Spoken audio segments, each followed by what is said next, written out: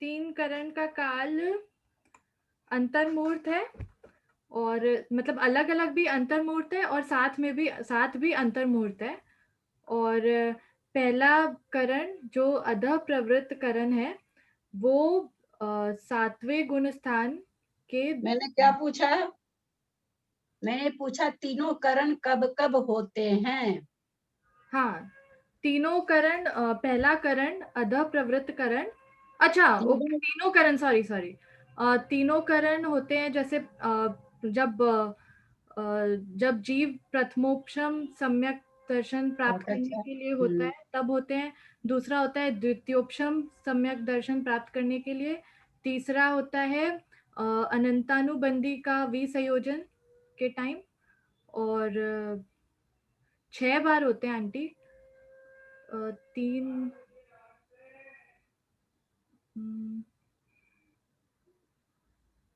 Aunty याद नहीं आ रहा है। बोलो, कौन बोलेगा? त्रिशला जी आप बोलिए, अनम्यूट करिए। सब अनम्यूट कर सकते हैं, सबका खुला हुआ ही है। मैं बोलूं दीदी? बोलिए बोलिए सरिता जी आप बोलिए। एक वो था, एक तो प्रथमोपशम के समय, एक द्वितीयोपशम के समय, अनंतानुबंधी की विश्व योजना के समय, और चारित्र मोह का उपशमन के समय, चारित्र मोह के क्षय के लिए और क्षयिक सम्यक्त की प्राप्ति के लिए। अरे वाह, बहुत सुंदर। आंटी आधा ताली मेरे लिए भी भेजा दीजिए। में से 3 मैंने बोला। मैं बता रही थी ना, तुम्हारे से मेरे को 6 की अपेक्षा थी ना, इसीलिए। चलो,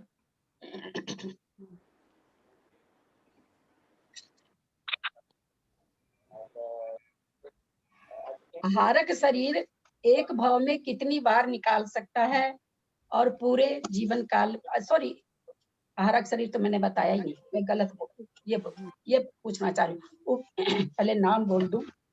सरिता ये रितु जैन कलकत्ता आई है क्या? हाँ आंटी। हाँ, रितु बताना, रितु बताना। हाँ हाँ हाँ, एक भाव में उपसम श्रेणी कितनी, एक भाव में उपसम श्रेणी कितनी बार मान सकते हैं और पूरे संसार काल में कितनी बार? एक भाव में 2 बार और पूरे संसार काल में 4 बार। बहुत सुंदर।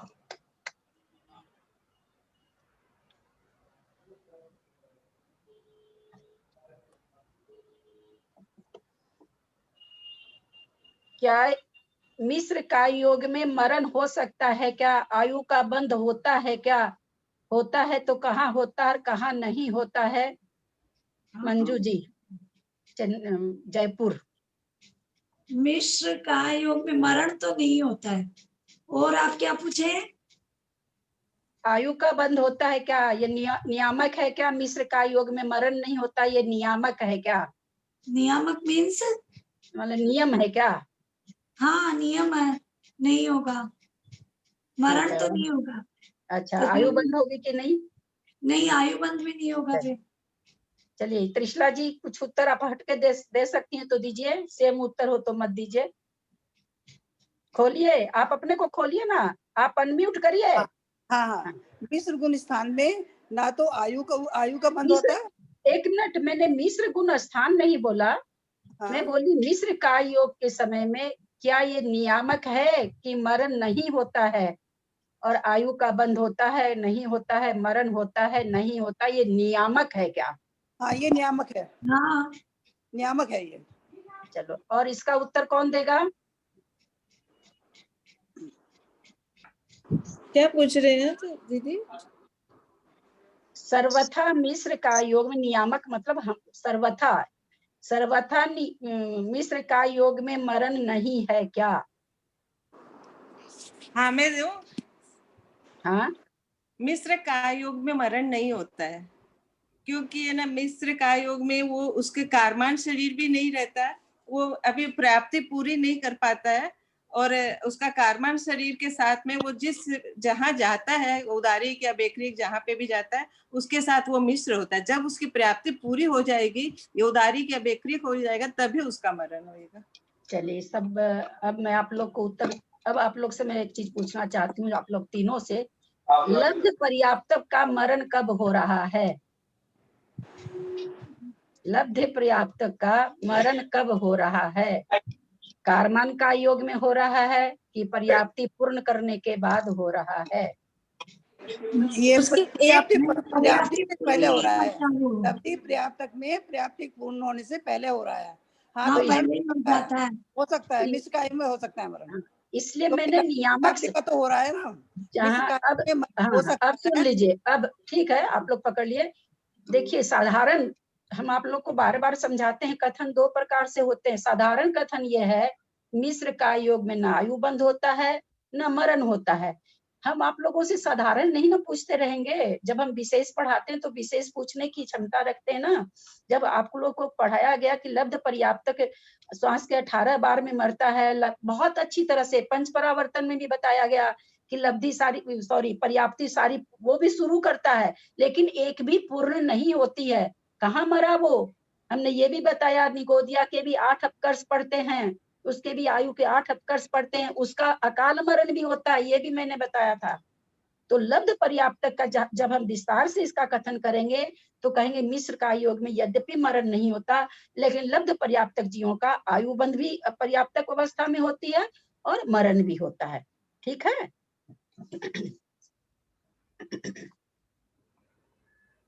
मंजू पाटनी जी, कलकत्ता, पर्याप्ति पूर्ण करने के लिए कार्बन का योग होना जरूरी है क्या?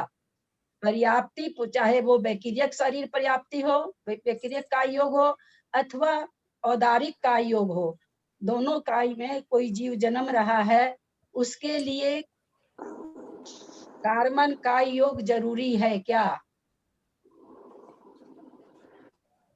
मंजू आंटी म्यूट करिए। हाँ, कार्बन का योग तो सबके मतलब जरूरी क्या होता ही है। चलिए ठीक है। सरिता जी कासरीवाल, थोड़े से हटके प्रश्न पूछते ही सब। दीदी क्वेश्चन पूछिए, वापस रिपीट कीजिए ना प्लीज।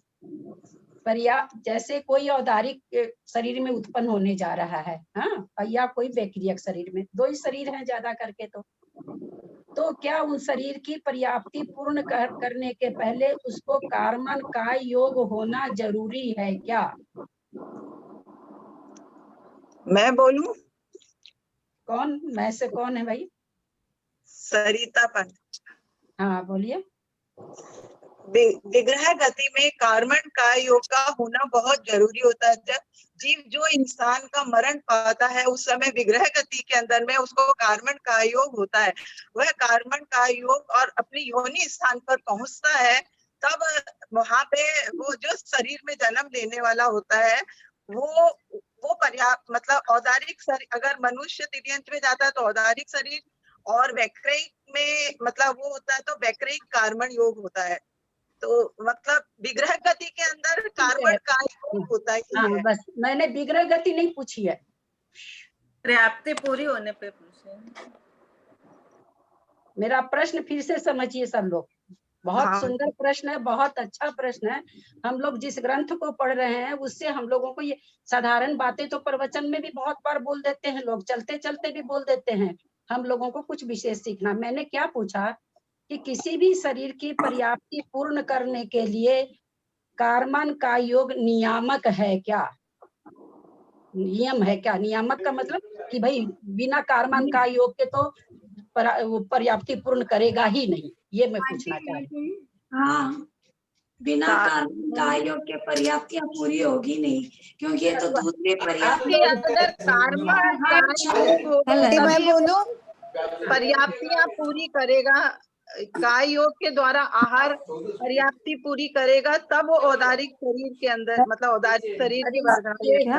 मैं बताती हूँ, कार्बन का योग तो होगा ही होगा। होगा ही होगा। आंटी मैं बोलूं? अब आप लोग जितने लोगों ने जवाब दिए हैं उन सबसे मैं ये पूछना चाहती हूँ कि आप लोग तत्वार्थ सूत्र पढ़े हैं कि नहीं? आंटी मैं बोलूं? कौन बोलिए, कौन बोल रहे हैं? ऋतु बोल रही हूँ। ऋजु बोलो। गति में कारमान का योग नहीं होगा। ये देखिए, हाँ, क्योंकि वह तुरंत मरेगा और तुरंत दूसरा स्थान में कारमान जन्म का योग लेके नहीं होगा, तुरंत नौ कर्म कर्मणाओं को ग्रहण कर लेता है वो, मिश्र का योग वर्गणा को। हो जाएगा उसका। हाँ, आपसे मैंने पूछा इस प्रश्न में ये कैसे आया ऋजु गति का? पहले सब कोई ताली बजाइए, पहले सब कोई ताली बजाइए इस लड़की के लिए। मेरी भतीजी के लिए तालियां। एक बार है ना, आपकी भतीजी हो काई हो, मेरे लिए तो मेरी स्टूडेंट है। दीदी एक बार आंसर आप ठीक से बताइए, कारण कि सुनाई नहीं अब हम बताते हैं, सुनिए। इसीलिए तो मैंने पूछा कि तत्वार सूत्र पढ़ें। तत्वार सूत्र में क्या है? अविग्रह जीवस्य, जीव की अविग्रह वाली। विग्रह का मतलब दो, विग्रह का मतलब, तत्वार सूत्र आप लोग मेरे से नहीं पढ़े इसलिए मैं थोड़ा समझा दूं। विग्रह मतलब शरीर, विग्रह मतलब मोड़ा। क्या मतलब? विग्रह मतलब शरीर, विग्रह मतलब मोड़ा।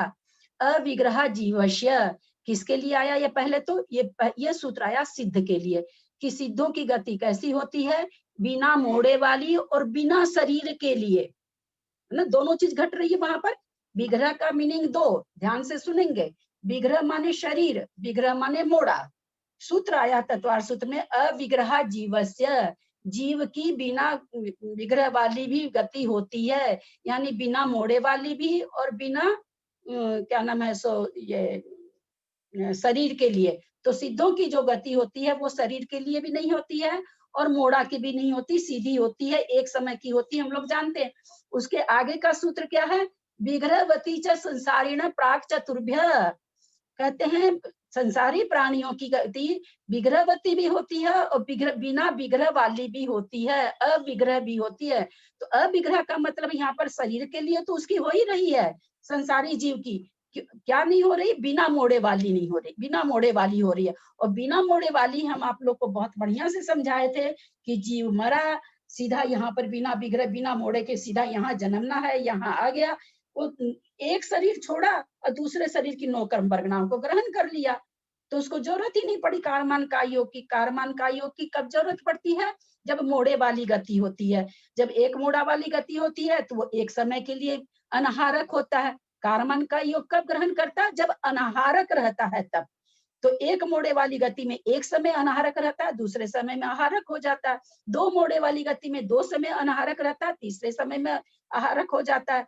तीन मोड़े वाली गति में तीन समय अनाहारक रहता है, अनाहारक रहता है मतलब उस समय विग्रह कारमान का योग होता है। इसलिए यह नियामक नहीं है कि पर्याप्ति पूर्ण करने के लिए कारमान का योग से गुजरेगा ही।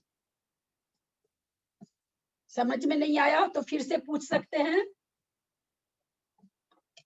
क्योंकि विषय क्लियर होना चाहिए। समझ नहीं आया था कि क्या पूछना चाह रहे, अब आ गया समझ में।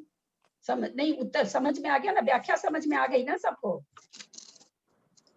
ऋजु गति से मरने वाले। हीरा पांड्या जी आपको समझ में आई? क्योंकि आपका चेहरा देख के लग रहा जैसे नहीं समझ में आया हो। समझ में आ गई कि अगर एक मोड़ा लेगा तो कारमान शरीर नहीं होगा, और अगर तीन मोड़ा नहीं ऋजु गति होता है। ऋजु यहाँ मरा, मान है स्वर्ग में जा रहा है, देव में जा रहा है, यहाँ मरा कोई मनुष्य सीधे देव में जाकर उपास सया पर चला गया, यहाँ शरीर को छोड़ा, वहाँ नो कर्म वर्गना अगले ही समय में ग्रहण कर लिया, तो कारमान का योग की उसको जरूरत ही नहीं पड़ी। तो इसका उत्तर बना कि ऋजु गति से जो मरण करता है उसको कारमान का योग की जरूरत नहीं पड़ती है। ठीक है, हम लोग देखिए कितने कितने दिनों से पढ़ रहे हैं, हमारी सरिता जी पढ़ाती भी हैं, और भी हमारी ये हनी वगैरह कितने दिन से क्लास कर, ऋतु ने तो मेरी क्लास भी नहीं की है, लेकिन जब भी आती है इसका मतलब बहुत ध्यान से सुनती है या फिर लिखती है, जो भी कुछ तो कुछ करती है। कितना सुंदर से, कितनी बढ़िया से आंसर दिया, मन खुश हो गया।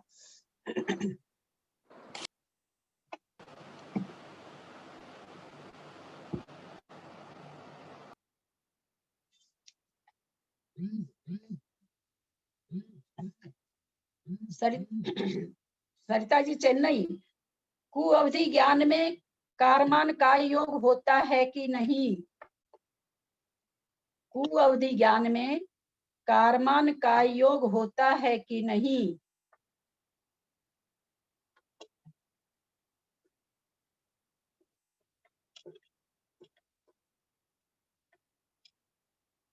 सरिता जी काशलीवाल आप बोलिए। सरिता आंटी म्यूट करिए, सॉरी अनम्यूट करिए। नहीं आ रहा जी जी। अच्छा सर, वो चेन्नई वाली भी नहीं बोल रही हैं? समझ नहीं आया, नहीं आ रहा। हाँ नहीं समझ नहीं आया ये तो नहीं बोलिए, फिर तो हाँ प्रश्न नहीं, मेरे को समझ नहीं आ रहा है प्रश्न, आपको नहीं है, अब मेरे हम आपसे ये पूछ, सीधा सा प्रश्न, कारमान का योग कब होता है? विग्रह गति में। विग्रह गति में। अब हमने ये पूछा कु अवधि ज्ञान में कारमान का योग होता है कि नहीं, इसका मतलब हम क्या पूछ रहे हैं?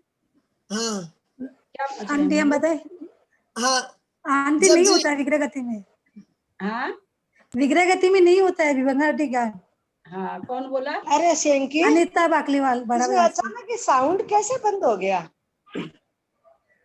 अब सुनिए सरिता जी, जैसे इस पर थोड़ा चिंतन करना था कि कारमान का योग कहाँ होता है, तो भाई विग्रह गति में होता है। और ये हम बढ़िया से जानते हैं कि अवधि ज्ञान तो विग्रह गति में हो सकता है क्योंकि अनुगामी है वो, लेकिन कुअवधि ज्ञान तो है नहीं। विभंगा अवधि ज्ञान कहिए चाहे कुअवधि ज्ञान कहिए, वैसे भी मनुष्य त्रियंच में हमने बताया था कि अंतर्मुख में, क्या आवाज नहीं आ रही है क्या? आवाज सो धनी कोई डिस्टर्ब कर रहा है, किसी का खुला है, किसी का बच्चा का आवाज आ रहा है। हाँ। देखिए भाई अपने को म्यूट कर ले प्लीज, करते लोग अपने लोग म्यूट। कुअवधि ज्ञान में मैंने पूछा तो हम ये तो जाने, अभी कल परसों ही पढ़ाई हुई है ना कि भाई अनुगामी कौन सा ज्ञान? अवधि ज्ञान है ना, एकदम बढ़िया से समझिए सरिता जी, कोई बात नहीं है, इसके लिए कुछ भी नहीं है, नहीं दे पाए तो हमने पूछा कि कारमान का योग, तो पहले तो दिमाग लगे कारमान का योग होता कहाँ है? भाई विग्रह गति में होता है। इसका मतलब हम पूछ रहे हैं कि कुअवधि ज्ञान कारमान इसमें विग्रह गति में होता है कि नहीं, तो तुरंत आंसर आपको आ जाता है कि कुअवधि ज्ञान तो विग्रह गति में नहीं होता है, अवधि ज्ञान होता है विग्रह गति में, है ना? ठीक है, समझ में आया कि नहीं सबको? प्रश्न और उत्तर समझ में आए सबको? हाँ हाँ जी जी, एकदम अच्छे से समझ में आ गया, नहीं भूलेंगे। ललिता जी बहुत घुमा के बोल रहे हैं। कल तो आप बोले थे अवधि ज्ञान अनुगामी में होता है अवधि ज्ञान। तो अनुगामी अवधि ज्ञान होता है ना, कल ही बताए थे आंटी ये वाला आंसर। मंजू जी एक मिनट, हमारे साउंड ही चला गया। मैंने ये भी तो बोला था कि विभंगा अवधि अंतर्मूर्त में छूट जाता है। हाँ, विभंगा अवधि की तरफ ध्यान नहीं गया, खाली को अवधि की तरफ ध्यान चला गया। विभंगा अवधि ये अनुगामी और अनुगामी के साथ से नहीं समझे। पहले वाली क्लास थी वो कौन सी क्या होती बोलिए तो, आप लोग जानती हो, बच्चों को डालने जाते हैं ना, क्या नाम है एकदम नीचे वाली सबका? नर्सरी, प्रेप, किंडरगार्टन, क्या क्या बोलते हैं। तो अब नर्सरी से ऊपर आ गए ना, नर्सरी वाली क्लास तो हो गई। आप फेल है। नर्सरी में आप क्या प्रश्न पूछे थे? आप क्या प्रश्न पूछे थे? एक बार वापिस प्रश्न बोलिए। यहाँ पे कुअवधि ज्ञान में कारमान का योग होता है कि नहीं? हम तो बहुत सीधे से पूछे, इसको और घुमा के लिख रखे हम लिख रखे बहुत घुमा के, लेकिन हमने घुमा के पूछा नहीं इसको। कुअवधि ज्ञान कारमान का योग में होता है कि नहीं? ललिता जी एक बात बताइए, ये थोड़ा सा कंफ्यूजन है, हालांकि मेरे को क्या पता नहीं आ रहा है, ये कारमान का योग और तेजस का योग तो अपने हमेशा ही रहता है, फिर वो कब, मतलब अपन बोलते हैं ना कि हमेशा वो तो रहता ही है शरीर में, तो वो का योग अलग चीज है और ये अभी है ना? हाँ सुनिए, हाँ बहुत अच्छा प्रश्न आपका। अभी हमारे मुख्यता से औदारिक का योग है, देवों के मुख्यता से वैक्रिय का योग है, नारकियों के जब पर्याप्ति पूर्ण हो जाती है तब पर्याप्ति पूर्ण होने के बाद में जिस भी पर्याय में रहे, देव में रहे, नरक में रहे अथवा मनुष्य त्रियंच में रहे, दो ही का योग होता है, औदारिक या वैक्रिय। तो पूर्ण होने के बाद वही उसी को परिणाम योग इसको कहते हैं। ये परिणाम योग शुरू होने की पर्याप्ति पूर्ण होने पर होता है और ये मरण तक यही चलता है। ये आएगा भी कर्म कांड जी में आना चाहिए, नहीं भी आएगा तो वहां पर हम आप लोग को बताएंगे 3 तरह के योग। ये 3 तरह के योग और होते हैं, उत्पादानुयोग, परिणाम योग और एकांतानुयोग। कितने सारे योग में ये ना कंफ्यूजन हो रहा है, वो आप नहीं और बताएंगे बोलते उसमें बहुत मजा आएगा। वो अपना योग आ रहा है आगे, हम अपने को पकड़ पाएंगे, बहुत मजा आएगा। जब सुनेंगे ना तो बहुत अच्छा लगेगा। जेठी भाई साहब, भोग भूमि में त्रियंच कितने प्रकार के होते हैं? नहीं, आपसे नहीं पूछा गया है, आप पढ़ा चुकी हैं लोगों को।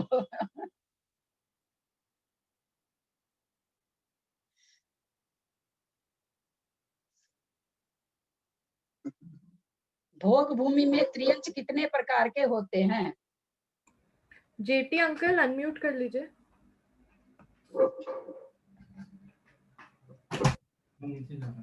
अपने को अनम्यूट करिए आप। प्रश्न पूछिए वापस। प्रश्न सुना नहीं मैंने। हाँ, भोग भूमि में त्रियंच कितने प्रकार के होते हैं? भोग भूमि में त्रियंच सिर्फ पंचेंद्रिय होते हैं। पंचेंद्रिय तो इंद्रियों की अपेक्षा हो गई। त्रियंच कितने प्रकार के होते हैं? एकदम साधारण। मैं बताऊं? नहीं जी, आप लोग के लायक प्रश्न है क्या ये? मैं बताऊं दोनों तो आ ही नहीं रहा कुछ। ऐसा करते ये सब तो आपसे पूछ रहे हैं, जो अभी पूछे वो तो आ ही नहीं रहा, जब इतना घुमा के पूछ रहे हैं। आज तो फेल हो गए हम लोग। कोई फेल नहीं हुए, तो थोड़ा सा वैसे करके भोग भूमि में त्रियंच नहीं होते हैं।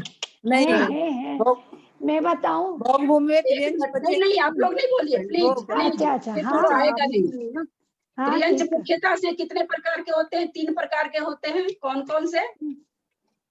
इनको बोलने दीजिए। कौन कौन से? जेठी भाई सब आप बोलिए, 3 प्रकार के त्रियंच कौन कौन से जो अपने यहाँ हैं, अपने चारों बगल हैं? मैं बताऊं? जल अग्नि वायु वनस्पति। नहीं, मतलब नहीं, आप लोग से नहीं पूछना है, जरूरत ही नहीं हमको पूछने की। देवी जैन,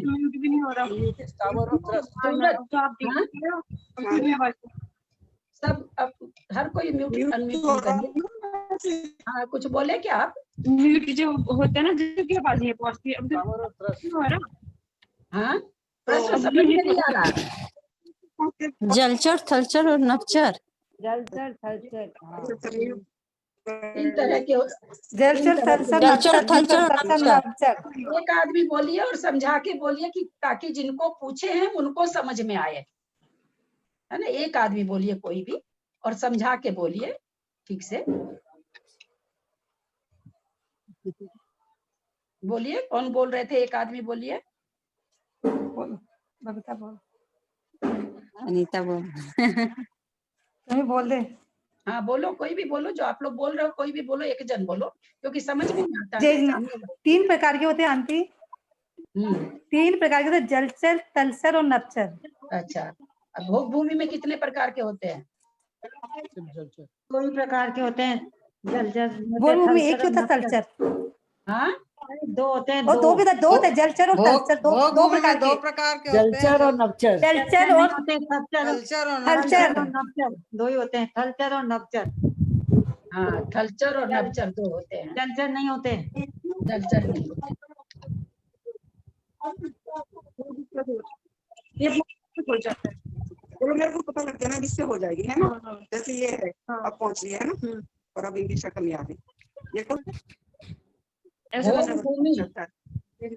पे सैनी और असैनी की तरफ से भी हो सकते हैं क्या?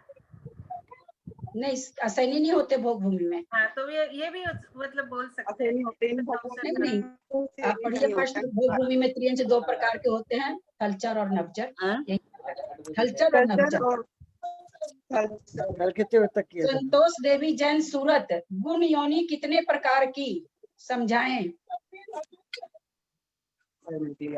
संतोष देवी जैन सूरत आई हैं। तो फिर अच्छा अपना छोटा है, ये मैं ठीक कर लूंगी, हम मैं कर दूंगी। सब म्यूट करके रखिए प्लीज। म्यूट करके रखिए। आई है क्या हनी? हनी तुम गायब हो गई क्या? देख रही हूँ आंटी। नहीं नहीं, मेरा इंटरनेट थोड़ा सा स्लो है, 1 मिनट। संतोष बाकलीवाल आंटी है। चलो उन्हीं को बोलो। मैं बोल संतोष बाकलीवाल बोल के तो कोई नहीं है मेरे पास। हेलो ललिता जी। हाँ। गुण योनि 3 प्रकार की होती है, शंखावृत योनि और पंखावृत योनि, कूर्मोत्तर योनि और पंचप्रतर योनि। तीनों का विवक्षा करिए। किसको शंखावर्त कहते हैं, किसको कूर्मोन्नत कहते हैं, किसको वंशपत्र कहते हैं। शंखावृत योनि वाले के पटरानी के बच्चे गर्भ नहीं रहता है। अच्छा ठीक है। और कूर्मो योनि वाले के तीर्थंकर और सलाका पुरुष और साधारण पुरुष भी होते हैं। साधारण पुरुष में कौन? हम आप जैसे क्या? भरत क्षेत्र के मनुष्य वगैरह। हाँ भरत क्षेत्र के। भरत क्षेत्र के। भरत के 99 भाई जैसे हुए। हाँ 99 भाई, वो लोग सलाका पुरुष नहीं थे। फिर भी उसी योनि से उत्पन्न। योनि में साधारण जन्म होता है। हाँ चक्रवर्ती नारायण बलभद्र। आकार योनि ललिता जी, तो सब आकार योनि हो गई आंटी, ये तो आकार योनि है। आकार योनि है ललिता। योनि 9 प्रकार। हाँ ठीक बोल रहे हैं लोग। देखिए मेरा भी ध्यान नहीं गया, ये तो आकार योनि के भेद हैं। बिल्कुल सही होती है ना, सचित अचित संवित और वो उष्ण शीत, वो पंखावृत, कूर्मोत्तर और वंशपत्र। नहीं ये आकार योनि है सब। 9 भेद है। इस प्रश्न को छोड़िए, बहुत ज्यादा ये हो गया। 3 प्रकार की होती है। नहीं ये तो आकार योनि के भेद है, गुण योनि के नहीं है। 9 प्रकार है। गुण योनि 9 प्रकार की होती है, वो तो गुण योनि है। सुधा जैन गंगवाल, अनंतानुबंधी का विसंयोजन का मतलब क्या? इनका मरण है या नहीं है, तो कब, नहीं तो क्यों? आंटी सुधा नहीं है। नहीं। हाँ नहीं है। कविता सेठी हैं। हाँ कविता जैन आंटी। कविता जी बोलिए आप। अनंतानुबंधी आपके लिए तो बहुत आसान क्वेश्चन है, क्योंकि कर्मकांड आप 2 बार पढ़ चुकी हैं। अनंतानुबंधी का विसंयोजन का क्या मतलब होता है, और इनका मरण है कि नहीं है, तो कब है, नहीं है तो क्यों?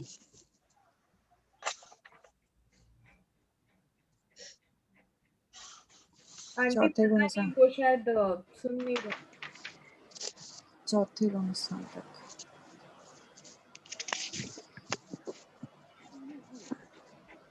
बोलिए।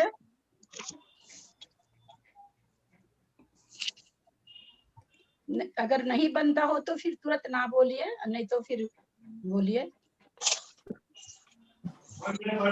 हाँ मैंने लिया था, वाईफाई देख कर ले जाओ मुझे कोई जरूरत नहीं। मैं बोलूं? चौथे गुण स्थान। मैं बोलूं? कविता जी क्या हुआ, नहीं बोल रहे आप? आंटी शायद वो सुन नहीं रहे हैं। नीचे ना करे, अच्छी ना करो,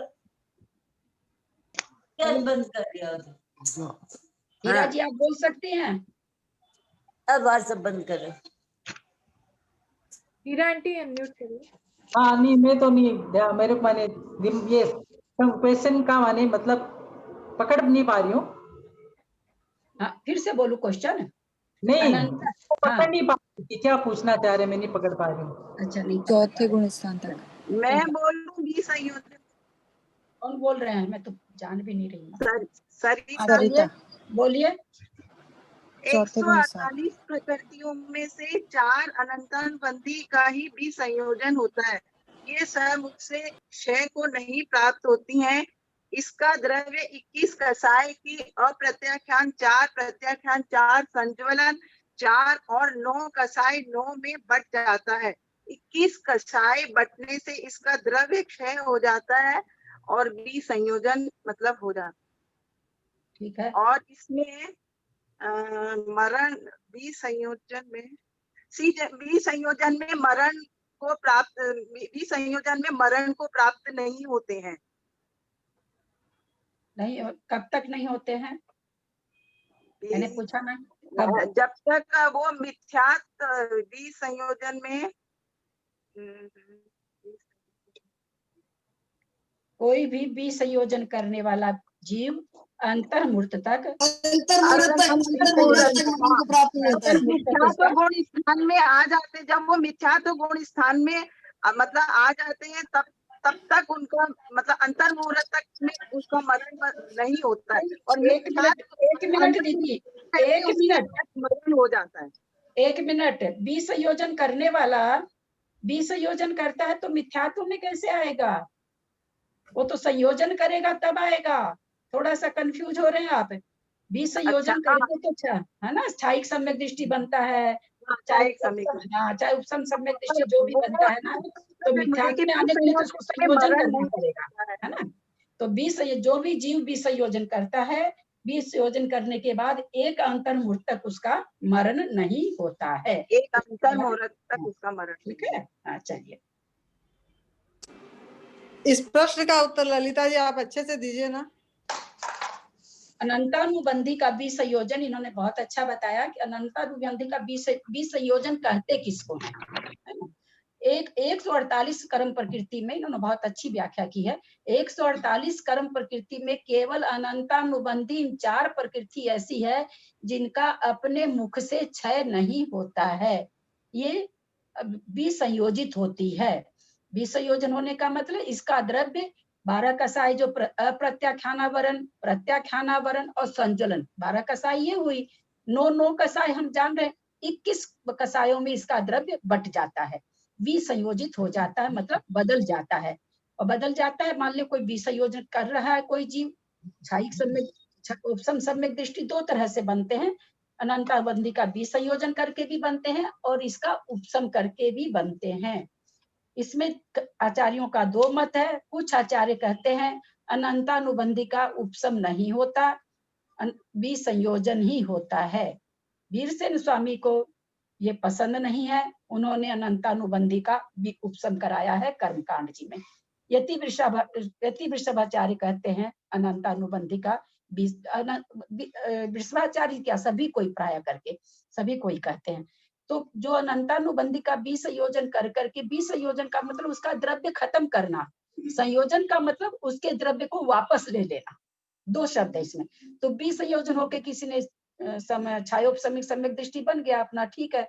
मान लीजिए वो किसी कारण से मिथ्यात्व में आता है, तो जितना ये द्रव्य इसका था, इसका वापस द्रव्य संयोजित हो जाएगा, यानी अनंतानुबंधी रूप बन जाएगा फिर। नहीं तो कहाँ से वहां पर मिथ्यात्व में आ गया, वहां तो अनंतानुबंधी कसाई चाहिए, कहाँ से आएगी। तो जो विसंयोजित जो द्रव्य हुआ था वो वापस संयोजित हो जाता है। तो जो भी जीव अनंतानुबंधी की विसंयोजना करता है, विसंयोजना काल में तो मरण होता ही नहीं है, विसंयोजना के काल के बाद, विसंयोजित हो जाने के बाद भी अंतर्मुहूर्त तक उसका मरण नहीं होता है। और कोई भी मोक्ष जाने वाले जीवों को सबको विसंयोजना अनंतानुबंधी की करनी ही पड़ती है, क्योंकि इसका क्षय होता ही नहीं है।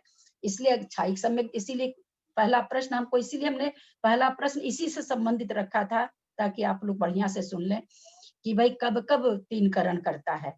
तो उसमें आया था अनंतानुबंधी का विसंयोजन कब कब करता है, तो इसके लिए आया था ना कि 3 करण कब कब करता, तो अनंतानुबंधी विसंयोजन के समय की। वही द्रव्य वापस थोड़ी आते हैं, जो द्रव्य उन्होंने विसंयोजित किया था वो द्रव्य थोड़े ही वापस आता है। कोई पूरा द्रव्य आता है, वो कौन कहता है वापस? वो द्रव्य नहीं आता जो उसने विसंयोजित कर दिया, ऐसा नहीं है। ऐसा है आज मैं उस बार छूंगी नहीं, कल आपको सुना दूंगी, कल आपको तथ्य इसका दे दूंगी। दीदी 90 गुण स्थान में जाते हैं ना विसंयोजन करके। मैंने इसीलिए, मेरे को इसलिए ध्यान था कि विसंयोजन का द्रव्य वापस आ जाता है, तो मिथ्यात्व का वो आने से ही तो विसंयोजन अनंतानुबंधी का वापस सारा मतलब वो आ जाएगा ना। हाँ बिल्कुल बिल्कुल। तो फिर आपने कहा इसमें मिथ्यात्व कैसे होगा, विसंयोजन हुआ तो? आपने संयोजन नहीं बोला था, आपने बोला था विसंयोजन। 20 बोलने संयोजन। में थोड़ा हाँ घबरा उसी गई। को मैं समझाई। हाँ आपने ध्यान उल्टा नहीं हो दिया। गया, उल्टा हाँ, हो गया। आपने ध्यान नहीं दिया। मैंने कहा 20 संयोजन में मिथ्यात्व में नहीं जाता, 20 संयोजन में तो सम्यक्त्व को प्राप्त करता है। जब हाँ, वापस संयोजन सम्यक्त्व करेगा को तो प्राप्त करते मिथ्यात्व। हैं। हाँ पर जब मिथ्यात्व का वो होता है तो संयोजन का वापस पूरा द्रव्य मतलब उसमें वो मतलब वो हो जाता संयोजन हो जाता है। हाँ उसका संयोजन हो जाता है वापस। दीदी ललिता जी, ये हाँ। 20 संयोजन से ही 90 गुण स्थान में जा पाते हैं ना? नहीं, इसे बताए तो कि अनंतानुबंधी का और कुछ नहीं होता, 20 संयोजन ही होता, तो मोक्ष भी इसी से जाएंगे। इसका द्रव्य और हटाने का कोई उपाय नहीं है। बाकी और जितनी भी है कसाएं स्वमुख से खिल जाती हैं, अप्रत्याख्यान वरण प्रत्याख्यान अपने मुख से जाती हैं, लेकिन एक अनंतानुबंधी ये 4 ऐसी कसाएं हैं जो ये परमुख से जाती है, स्वमुख से नहीं जाती है। जैसे मान लीजिए हमको आपकी बड़ाई करनी है, लेकिन हम तो अपने मुख से करेंगे नहीं, क्योंकि आप माथे पे चढ़ जाएंगे। मैंने सरिता जी को कहा कि उनकी इस बात की बड़ाई कर दो, है ना। तो ये अपने मुख से नहीं जाती है, इतनी ढीठ है। ये दूसरे के मुख से चली जाएगी, लेकिन ये अपने मुख से नहीं जाएगी। है इतनी। आप इसको पुराना दोबारा देखना। क्यों? ये द्रव्य का मतलब क्रोध मान माया लोभ हुआ क्या? द्रव्य का मतलब क्रोध मान माया लोभ। कई लोगों की आवाज आने से मुझे कुछ भी नहीं समझ में आया। द्रव्य का मतलब जी, क्रोध जी, मान माया लोभ होता है। ललिता जी एक बात मैं बोलना चाह रही हूँ कि जब आप व्याख्या करती है, जिस समय आप व्याख्या करती है, उस समय जो प्रश्न का उत्तर पढ़ने वाले वो हाँ करने से बहुत गए, उस समय कुछ नहीं सुनाई पड़ा। मैं आप ये 20 संयोजन वाली बात आप अच्छे से दोबारा देख करके फिर क्लियर करना, क्यों कुछ कंफ्यूजन है इसमें आपको। ठीक है, बिल्कुल ठीक है, बहुत अच्छा। मेरा भी गलत हो सकता है, कोई जरूरी नहीं है। ठीक है, मैं ठीक करूंगी इसको। दर्शन मोहनीय की अपेक्षा 8, 9, 10, 11 में कौन कौन से भाव होते हैं?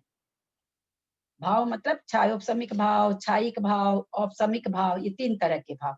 पारिणामिक की बात यहाँ पर नहीं है, औदयिक की बात नहीं है, क्योंकि हमने कहा क्या कहा, दर्शन मोहनीय की अपेक्षा, इसलिए इसमें 3 तरह के भाव लगेंगे। थोड़ा आप लोग को समझ में आ जाए इसलिए मैं बता रही हूँ कि छायोपशमिक, छायिक और औपशमिक।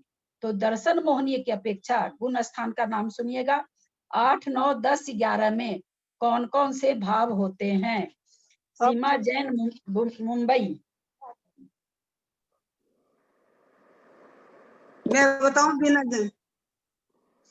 1 मिनट, जिनसे पूछते हैं वो नहीं हो तो फिर देखते हैं किससे। नहीं है क्या? सीमा जैन नहीं है क्या? हनी है आंटी। अब जो नहीं बता पाते हैं प्लीज उत्तर तुरंत दीजिए, ताकि दूसरे से पूछ के ना अपना समय बच जाए। 9वें 10वें 12वें गुण स्थानों पे छायिक भाव। 1 मिनट, आपने तो प्रश्न गलत कर दिया। 8, 9, 10, 11 ध्यान से सुनिए। 8, 9, 10, 11 में दर्शन मोहनीय की अपेक्षा कौन से भाव होते हैं? मैं बताऊं? नहीं नहीं, जिनसे पूछ रहे हैं उनसे पूछने दीजिए ना भाई। आंटी आप बताइए, नहीं कंफ्यूज हो रहा है थोड़ा सा। ऋतु जैन, दर्शन मोहनीय की अपेक्षा 10, 9, 10, 11 में कौन कौन से भाव होते हैं? अपने को म्यूट रखें, अपने को म्यूट रखें प्लीज। अभी सरिता जी कितनी अच्छी बात बोली। ऋतु बता सकती है तो? ऋतु मैं बताऊं? कौन है? मैं बताऊं? मैं बताऊं बिना जैन? हाँ बताइए, हाँ बताइए बिना जैन। हाँ बताइए। मैं बताऊं? हाँ मैं बताऊं? हाँ हाँ बताइए। मैं बताऊं? मैं बताऊं? कुछ उनका फोन बिना जैन। हाँ बोलिए। हनी बोलो इनको। मैं बताऊं? उनका आवाज आ रही है हमें, आप आंसर भी दे दीजिए। दर्शन मोहिनी की अपेक्षा उपशम श्रेणी में 8वें, 9वें, 10वें और 11वें गुण स्थान में औपशमिक और छायिक भाव पाया जाता है। चरित्र मोहिनी की अपेक्षा चारों गुण स्थानों में मात्र औपशमिक भाव पाया जाता है। बहुत अच्छा, बहुत अच्छा। किसने बताया ये? हाँ हाँ हाँ ठीक बताया, बिल्कुल ताली बजाई ना मैंने। चारित्र मोहनी की अपेक्षा 8, 9, 10, 12 में कौन से भाव पाए जाते हैं? चारित्र मोहिनी की अपेक्षा मैं बताऊं हाँ, चारित्र मोहिनी की अपेक्षा 8वें 9वें और 10वें और 12वें में क्षयिक भाव पाया जाता है। बहुत अच्छा, क्षयिक भाव पाया जाता है।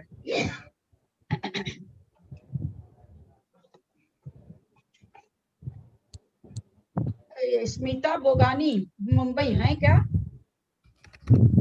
नहीं आंटी। नहीं है। नीलम जैन कलकत्ता? नहीं है।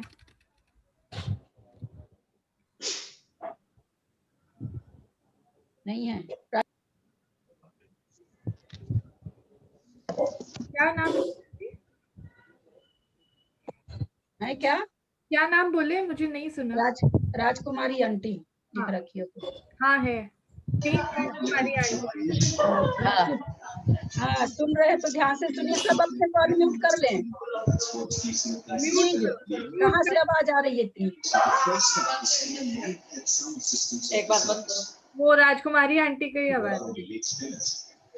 अयोग केवली के कितनी प्रकृति का सत्व है? वह किस समय किस संख्या में क्षय को प्राप्त होती है? अयोग केवली के 63 प्रकृतियों का क्षय हुआ है। हाँ ठीक, बस मैंने हाँ, क्या पूछा? 147 प्रकृतियों में से। फिर 1 मिनट, आपने प्रश्न नहीं ठीक से सुना। मैंने क्या बोला? अयोग केवली के कितनी प्रकृति का सत्व है? सत्व है अयोग केवली के, और वह किस समय किस संख्या में क्षय को प्राप्त होती है?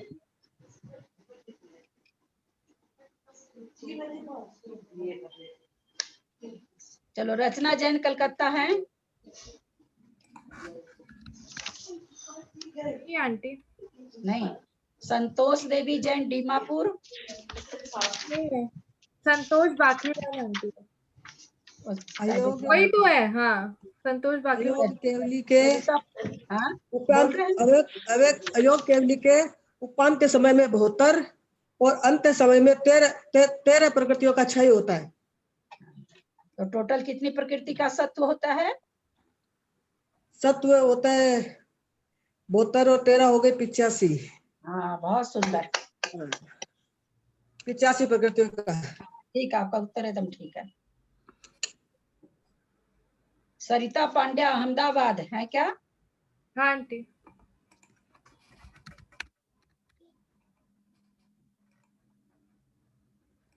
भव प्रत्यय ज्ञान किनको होता है? भव प्रत्यय अवधि ज्ञान किनको होता है एवं शरीर के किस अंग से होता है?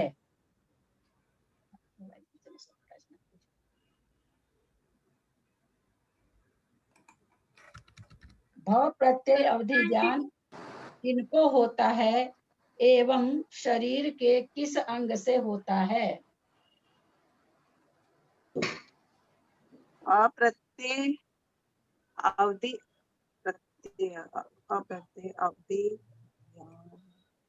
अप्रत्यय अवधि ज्ञान शरीर में बने हुए चिन्हों के द्वारा होता है। चलिए आप चलिए। मैं बोलूं? आंटी मैं बोलूं? बताए आंटी, हम बताए। हाँ रितु जैन बोलो। आंटी 2 जनों ने हाथ उठा। आंटी देव नारकी और तीर्थंकर के होता है और सर्वांग से होता है। बहुत सुंदर, बहुत अच्छा।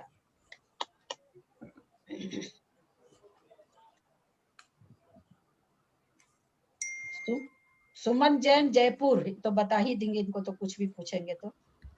सुमन आंटी आई नहीं है शायद। नहीं आई है क्या? वो तभी आज आवाज नहीं आ रही है। दूसरा नाम से हो सकता है उनका। हाँ एक बार दूसरा नाम से। हाँ, वो भी तो बताया था आपने, नाभि के ऊपर वाले से और नाभि के नीचे, वो भी तो बताया था आपने। नाभि से ऊपर, नाभि से ऊपर जो चिन्ह होते हैं उनसे, और वो समय दृष्टि होता है, वो मिथ्या दृष्टि को नाभि के नीचे से। दृष्टि को नाभि से नीचे वाले, वो तो गुण प्रत्यय है। वो गुण प्रत्यय है। गुण प्रत्यय अवधि ज्ञान है वो। सर्वांग से होता है। हम जब बोलते, हम किसी भी चीज को कई बार बोलते हैं ना, एक बार तो बोलते ही नहीं, 5-7 बार बोल जाते हैं, तो लिख लिया कीजिए। और हम स्पीड भी ज्यादा नहीं बोलते, इसीलिए कि किसी को लिखना हो तो लिख ले। थोड़ा लिख लिया कीजिए तो ज्यादा अच्छा रहेगा। आंटी कौन सोसाइटी तो नहीं है। अच्छा कोई बात नहीं। कौन कौन से ध्यान से सुनेंगे प्रश्न? अलका गांधी मुंबई है क्या? है। अलका गांधी जी प्रश्न ध्यान से सुनेंगे। कौन कौन से सम्यक दृष्टि श्रेणी मान सकते हैं और कौन कौन से सम्यक दृष्टि श्रेणी नहीं मान सकते? सम्यक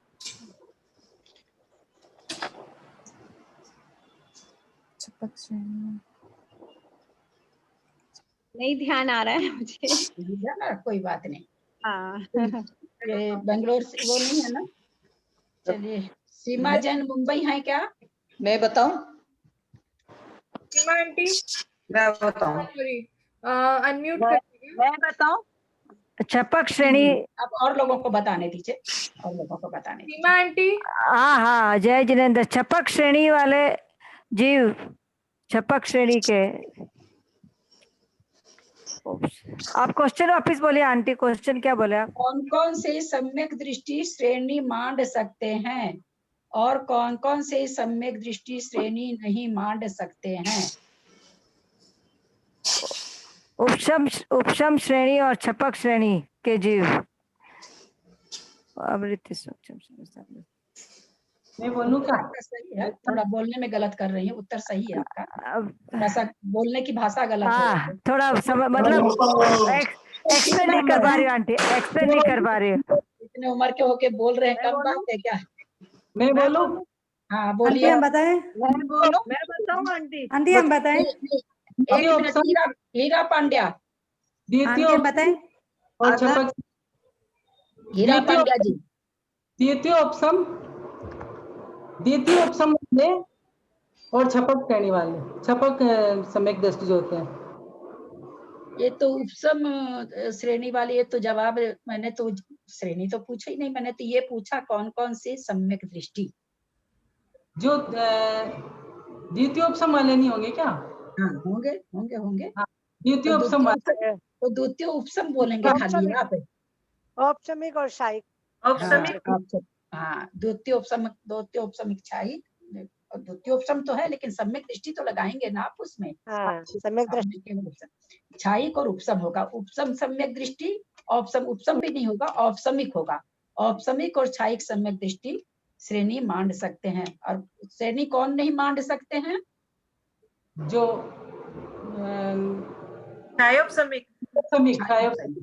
क्षायोपसमिक सम्यक दृष्टि कभी भी श्रेणी नहीं मान। क्षायोपसमिक सम्यक दृष्टि थोड़ी विवक्षा समझा दे थोड़ी। क्षायोपसमिक सम्यक दृष्टि किसे कहते हैं? चार अनंतानुबंधी के या तो उसके उपसम हो और या वो विसंयोजन कर लिया हो, और मिथ्यात्व और सम्यक मिथ्यात्व का उदय नहीं है, सम्यक्त्व का उदय है। अब इसको श्रेणी चढ़ना है। ऐसे मुनि महाराज 7वें गुण स्थानवर्ती होते हैं जिनको सम्यक्त्व का उदय रहता है। अब श्रेणी चढ़ रहे हैं, तो सम्यक प्रकृति से श्रेणी नहीं चढ़ा जाता है। क्यों नहीं चढ़ा जाता है? सिद्धांत क्या है? सम्यक प्रकृति है। सम्यक तो एक प्रकृति है, एक कर्म प्रकृति है। कर्म प्रकृति केवल ज्ञान को नहीं होने देगी। कर्म प्रकृति के क्षय होने से केवल ज्ञान होता है। इसलिए सम्यक प्रकृति के साथ कोई श्रेणी नहीं चढ़ सकता। उस सम्यक प्रकृति का भी या तो कोई क्षय करे या कोई उपसम करे, तभी श्रेणी चढ़ पाएगा।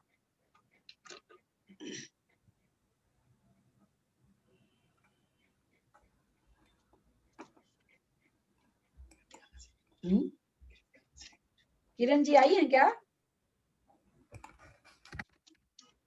नहीं है आंटी। कुसुम छाबड़ा? कुसुम आंटी भी नहीं है। नहीं है? नहीं।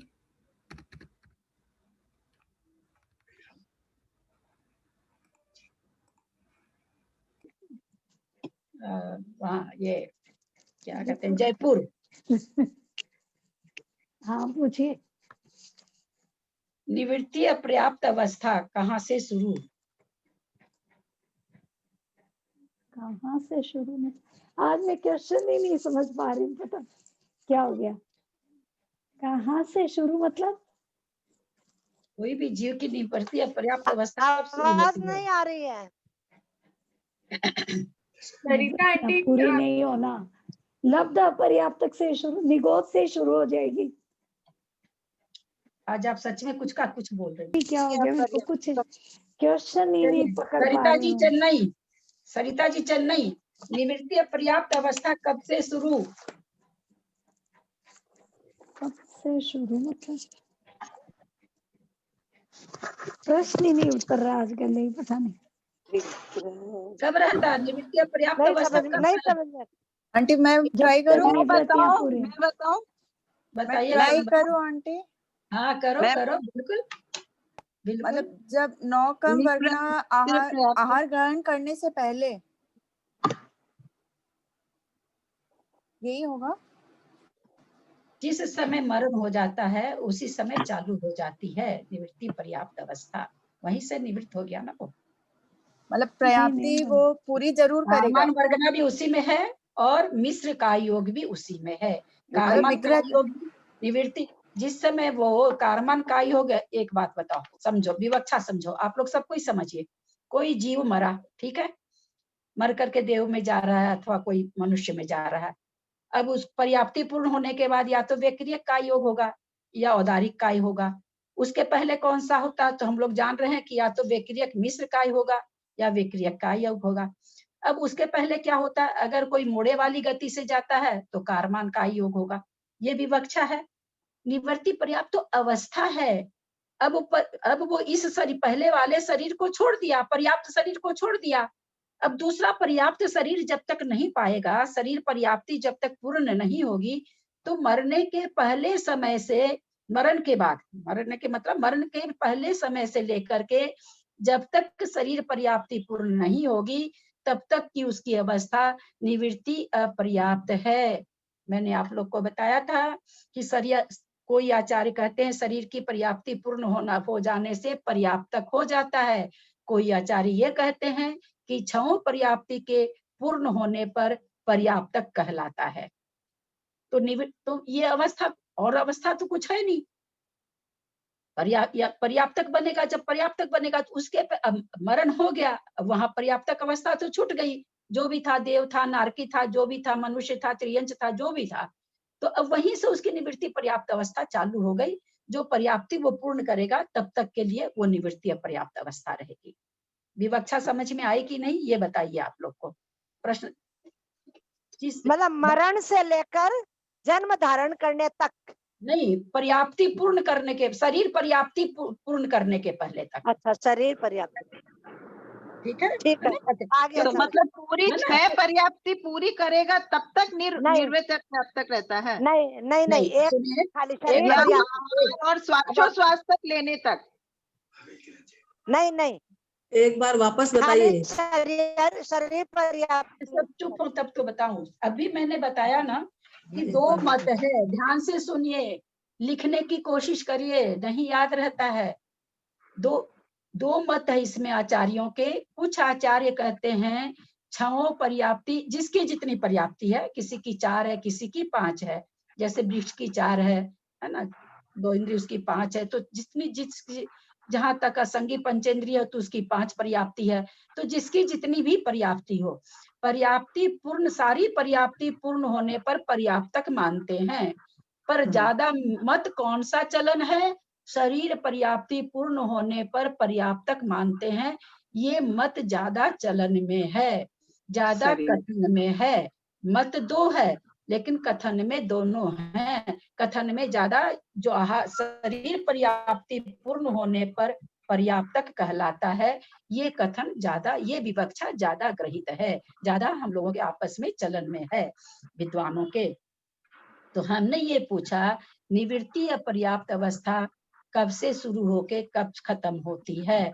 तो पहला शरीर पर्याप्तक में था, जो भी था, जीव, त्रियंच, नारकी, चारों गति में जहां था। जैसे ही वो शरीर छूटा तो वो तो शरीर चला गया, और पर्याप्तक बनेगा जब बनेगा तो 2 अवस्था के अलावा तीसरी अवस्था तो है नहीं कि एक निवृत्ति अपर्याप्तक और पर्याप्तक के बाद भी कोई अवस्था। योग है। कंफ्यूज आप लोग क्यों हुए? मैं समझ रही हूँ। मिश्र का योग, कारमान का योग के चलते आप लोग कंफ्यूज हो गए कि का योग, मिश्र का योग, ऐसे थोड़ा कंफ्यूजन हो गया। मैं ये बारीकी पकड़ाने के लिए ही आप लोगों से इस टाइप के प्रश्न कर रही हूँ। और ये विवक्षा एकदम बिल्कुल अलग अलग आप लोग के दिमाग में आ जाए, बिल्कुल समझ में आ जाए कि क्या है विवक्षा। मैं इस तरह से इसलिए इस तरह के प्रश्न कर रही हूँ। जिस समय जिनवानी पढ़ाती रहती हूँ, कई बार कोई बात दिमाग में आती है, नहीं आती है, छूट जाती है। विशेष कथन विशेष कथन होते हैं। तो निवृत्ति पर्याप्त अवस्था तो जैसे ही जीव मरण को प्राप्त हुआ वैसे ही उसकी चालू हो गई। पर्याप्ति पूर्ण करेगा, शरीर पर्याप्ति पूर्ण करेगा। कथन में ज्यादा यही लेना चाहिए कि शरीर पर्याप्ति पूर्ण करेगा। आप ऐसे भी बोल सकते हैं कि पर्याप्ति पूर्ण करेगा। इसमें न आपको 6 बोलना है, न 2 बोलना है, न 4 बोलना है, न 5 बोलना है। पर्याप्ति पूर्ण नहीं जब तक करेगा तब तक की अवस्था का नाम निवृत्ति अपर्याप्तक है। समझ में आई सबको बात? नहीं आई? मतलब पहला शरीर छोड़ते निवृत्ति अपर्याप्तक अवस्था शुरू हो गई। हाँ, निवृत्ति अपर्याप्तक। अब निवृत्ति अपर्याप्तक अवस्था शुरू हो गई। अब जब तक वो पर्याप्त नहीं बनता तब तक वह निर्वृत्त अपर्याप्तक रहता है। अवस्था है, अवस्था है, अवस्था। हाँ, निर्वृत्त अपर्याप्तक अवस्था है। हाँ, अवस्था है या निवृत्ति अपर्याप्तक जीव है। अब इसी से संबंधित एक प्रश्न पूछ रहे हैं। हीरा जी, नहीं समझ में आया क्या? नहीं, मेरी समझ में नहीं आया। हाँ, जब तक वो पूरी पर्याप्ति को पूर्ण नहीं करेगा, पहले तक निवृत्त पर्याप्तक अवस्था है। मरण के बाद जब तक पर्याप्ति वो नहीं पूर्ण करेगा, जब तक निवृत्त पर्याप्तक कहलाएगा, अवस्था रहेगा, निवृत्ति पर्याप्तक जीव कहलाएगा। अब हमको आप लोग बताइए। 1 मिनट ललिता जी, तो विग्रह गति में उसको निवृत्ति अपर्याप्तक ही बोलेंगे? विग्रह गति में भी? हाँ। अभी इसका और एक विश्लेषण देने जा रहे हैं, तब आप जैसे आदमी और चौंकेंगे। नामकर्म, पर्याप्त नामकर्म कितने प्रकार का? 93 3 प्रकार का। कहाँ से दीदी 3 प्रकार का आ गया सरिता जी? कौन कौन सा बताइए? पर्याप्त, अपर्याप्त, लब्धि पर्याप्त और निवृत्ति पर्याप्त। नाम कर्म 2 प्रकार का।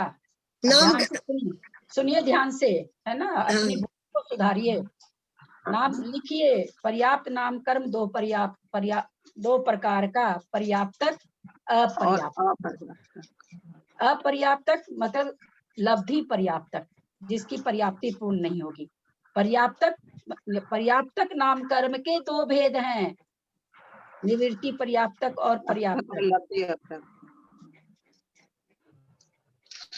है ना। उसका नाम कौन सा है? वो पर्याप्तक नाम कर्म का उदय है, जो नियम से निवृत्ति करेगा, पूरी करेगा, रचना को पूरी करेगा, उसका कौन से नाम कर्म का उदय? यही प्रश्न आगे पूछने जा रही थी मैं, कि पर्याप्तक नाम कर्म का उदय कब?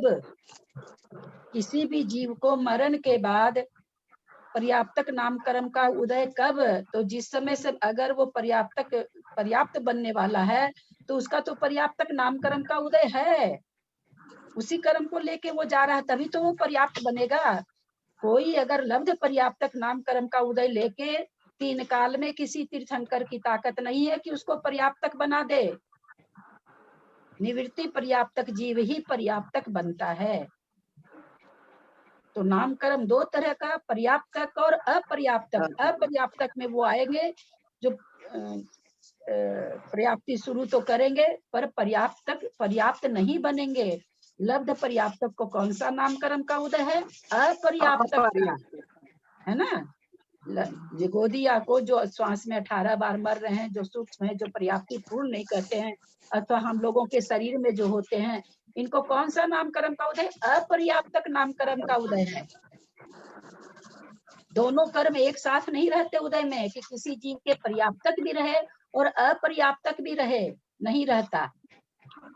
और ऐसा भी नहीं होता कि विग्रह गति में अपर्याप्तक रहा, पूर्ण पर्याप्ति पूर्ण कर लिया तो पर्याप्तक नाम कर्म हो गया, ऐसा नहीं होता। यद्यपि विग्रह गति में कर्म बंध रहे हैं, लेकिन वो विग्रह गति में पर्याप्तक नाम कर्म के साथ है। निवृत्ति पर्याप्तक अवस्था है उसकी। अवस्था कौन सी है? निवृत्ति पर्याप्तक। नाम कर्म कौन सा है? पर्याप्तक। पकड़ में आया? अवस्था कौन सी है? निवृत्ति अपर्याप्तक। कर्म कौन सा है? नाम कर्म कौन सा है? तो पर्याप्तक। समझ में आ गया। लब्धि अपर्याप्तक का क्या है, अवस्था कौन सी है, लब्धि अपर्याप्तक। नाम कौन सा है, नाम कौन सा, नामकरण कौन सा है, अपर्याप्तक। पकड़ में आई बात सबको, सबको समझ में आई? हाँ आई।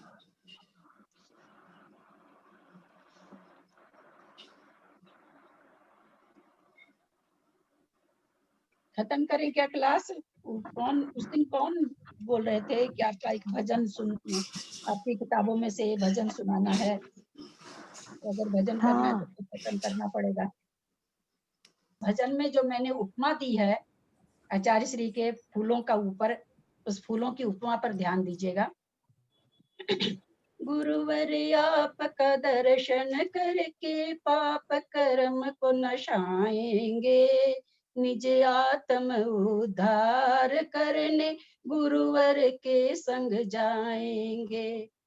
कलम बनाई भक्ति की मैंने बनाया, आस्था का कागज भावों के सब शब्द सजाए, अपने कोरे मानस पट पर।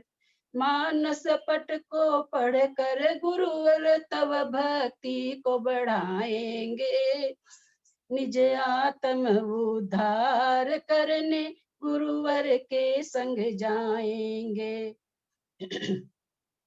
कई गुणों की खान है गुरुवर, कहाँ से लाऊं पुष्प के पुंज, घूम घूम कर जितनी ढूंढूं चाहे जितने मधुबन कुंज। गुण कोटि है तुझ में गुरुवर, उपमा कहाँ से लाएंगे, निज आत्म उद्धार करने गुरुवर के संग जाएंगे। अब आगे पुष्पों का नाम है, ध्यान दीजिएगा। चिंतन गेंदा सा स्थिर है, बानी गंध चमेली सी।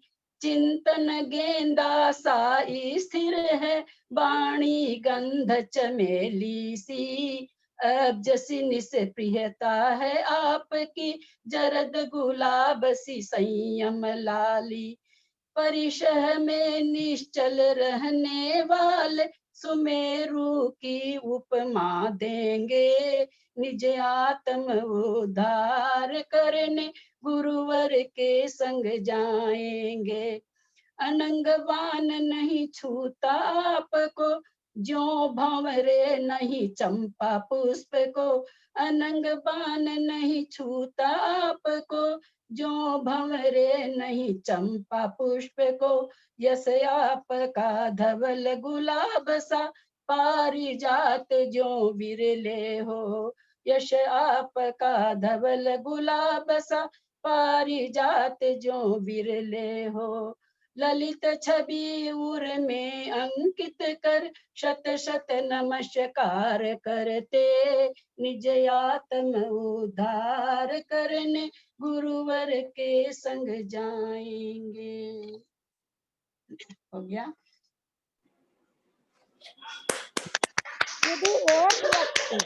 दीदी एक